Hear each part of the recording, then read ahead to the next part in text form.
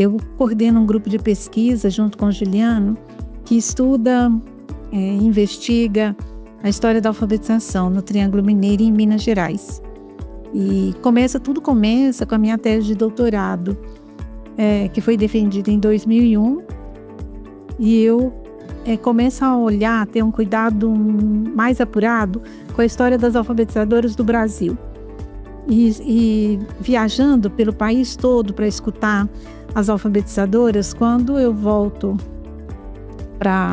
termino o doutorado e volto, o nosso grupo de pesquisa começa a se interessar por história da alfabetização em Minas Gerais, que é o nosso estado, e principalmente no Triângulo Mineiro e Alto Paranaíba, que é uma área de abrangência muito grande de atuação da UFO nos cursos de formação de professores.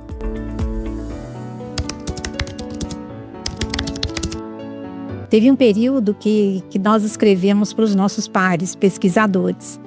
E com o amadurecimento no campo da pesquisa, nós desenvolvemos uma linguagem nos nossos livros, com a ajuda do Juliano, da Michele, de tantas outras pessoas que têm nos ajudado a escrever e a organizar os livros na área de alfabetização. Nós desejamos ardentemente que esses livros sejam lidos pelos alfabetizadores. Nossa linha de pesquisa é história, historiografia da educação. É uma escrita linda, bela, é uma escrita suave, onde a gente conta, resgata histórias de professores, história dos grupos escolares, história das cartilhas, dos modos de alfabetizar, os modos de avaliar. Então, assim, todos os aspectos que envolvem a alfabetização. E aí nós esperamos muito que o público, tanto universitário, que precisa conhecer esse campo, como os professores que já atuam nessa área.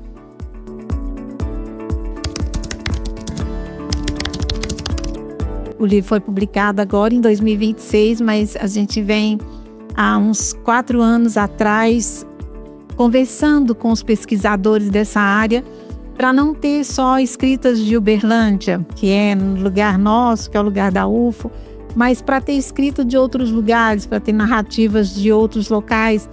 Então foi um trabalho extenso, né? Eu, Juliana e Michele, de convencer outros pesquisadores de acreditar que é importante pesquisar a história da alfabetização e é importante divulgar as nossas pesquisas, que elas não podem ficar nos armários, elas não podem ficar obsoletas, que elas precisam chegar nas pessoas que contribuíram para que a pesquisa finalizasse.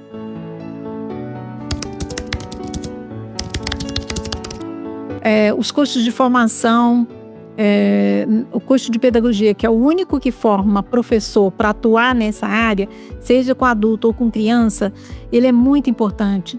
E ele precisa entender a história para não repetir os erros do passado, para que haja evolução. Nós não conseguimos evoluir sem entender nosso passado. E aí, por que tantas cartilhas? Por que palmatória? Por que tantos castigos? Por que evasão? Então, refletindo sobre tantos porquês na alfabetização, fracasso escolar, a escrita do aluno, a escrita do professor, é que nós vamos conseguir avançar em relação à leitura e escrita no Brasil.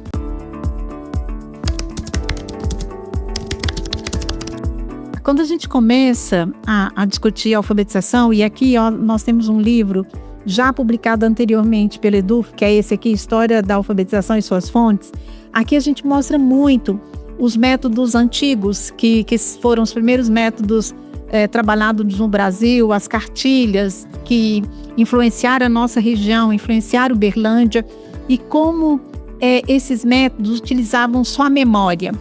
Era uma prática de memória, de memorização, de cálculos, de leitura, de escrita. Atualmente existe uma ênfase muito grande na construção desse pensamento, na aproximação da língua culta com a língua oral, com a linguagem das crianças. Então, assim, hoje é possível fazer um trabalho belíssimo utilizando diferentes textos, revistas, jornais, livros didáticos, livros paradidáticos, para que a criança tenha contato com a escrita culta e contar histórias. Tem tantas formas atualmente para que a alfabetização não seja mecânica e nem decorada, como foi no nosso período, né, quando eu fui alfabetizada. A mesma coisa acontece com os cálculos mentais, com a matemática. Houve uma evolução muito grande em relação às pesquisas e um panorama fantástico que nos mostra que é possível construir conhecimento, que é possível diversificar as nossas maneiras de ensinar, que é possível ser mais criativo nas nossas aulas, e é preciso gostar. Eu ontem falei isso na aula, no doutorado, que o professor ele tem que gostar de gente, ele tem que ser criativo, porque nós formamos seres humanos. É muito diferente de trabalhar com papel. Por exemplo, quando a gente escreve um livro como esse que está sendo divulgado, todas as vezes que a gente erra, a gente joga fora e reescreve. Com o ser humano não é possível. Se a gente erra, fica marcado para o resto da vida.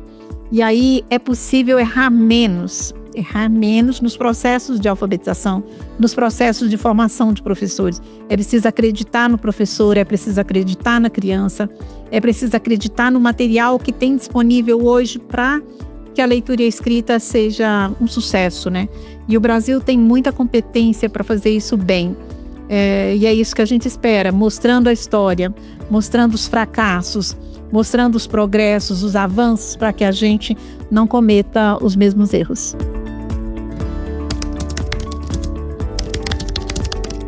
Publicar esse livro pela editora da UF, para nós é a materialização de sonhos, né? Porque é uma editora consagrada para nós, é uma editora importante, porque ela nasce dentro da nossa universidade. Eu que estou aqui na UFO há mais de 30 anos, acompanhei o crescimento dela, fiz parte do conselho editorial dela antes de aposentar.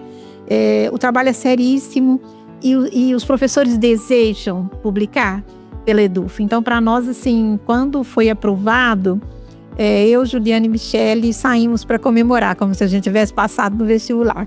É fantástico ter livro publicado pela EDUF. Para nós é um presente muito grande quando a gente recebe a notícia de que foi aprovado pelo conselho, porque o conselho é muito sério, eu já participei dele e sei qual a seriedade do conselho da EDUF.